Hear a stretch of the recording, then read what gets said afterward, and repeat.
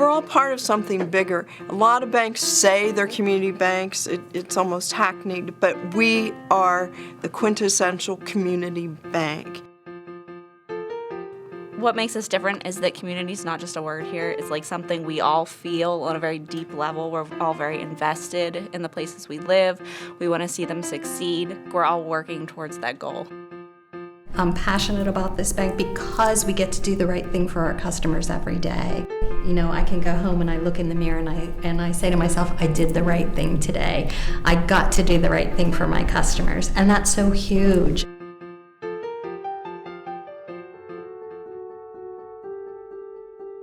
Within the banking industry, we are called a community bank. So what is a community bank? The shallow explanation is it's local decision making. Yes, it is local decision making, but community banking, a bank is the steward of the community's money.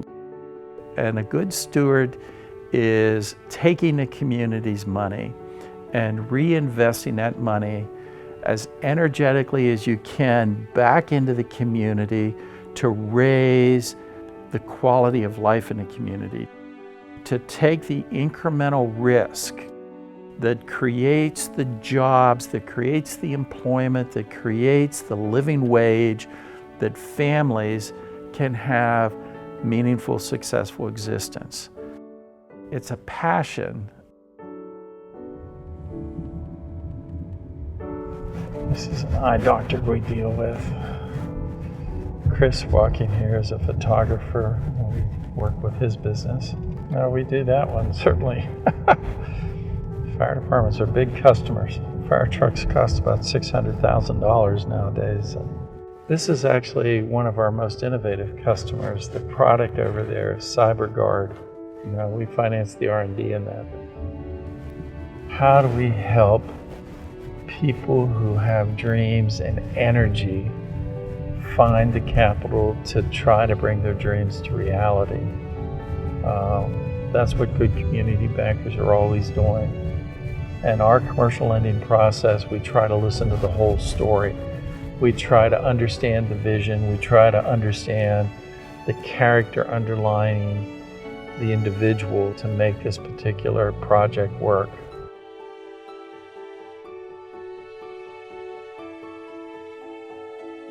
And the one thing we all say is about listening to the story, but it's true.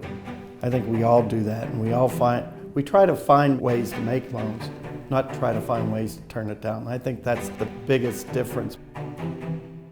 That's a lot of what I hear as soon as I tell somebody that I work for the bank. They're like, oh my gosh, the bank did this for our community, or they sponsored this, or they did this. That feels pretty cool to be a part of an institution that does that for people and does make a difference. Senior dinners are a huge part of that community involvement, where you get together how many thousands of people with our Horizon 50 account together for a dinner just to say we appreciate you, and that goes a long way with our customers. One of the cool things that you see walking around town anytime you go to is on the back of kids' shirts, Somerset Trust. It's on their backs of their Little League outfits. You pass ball fields and it's up on their home run fences. The future of the bank's all technology driven. We're moving to, everything's on your phone, or everything's a touchscreen, or everything's something along those lines. However, we still are continuing our tradition of bricks and mortar. We're still building branches, we're still looking for perfect locations with awesome employees. One of the single biggest differences with us is that we're still willing to listen to the story. Not just make sure it fits in the box, but hear as to why it doesn't fit in a box and what this particular situation was or these circumstances were. That is a competitive advantage that we've always had and always will have. I can't foresee that ever changing.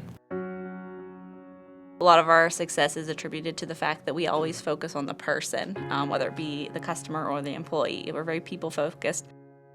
It never occurred to me that we weren't citizens of the community as a primary responsibility. It has always been an assumed part of the culture that we are the community.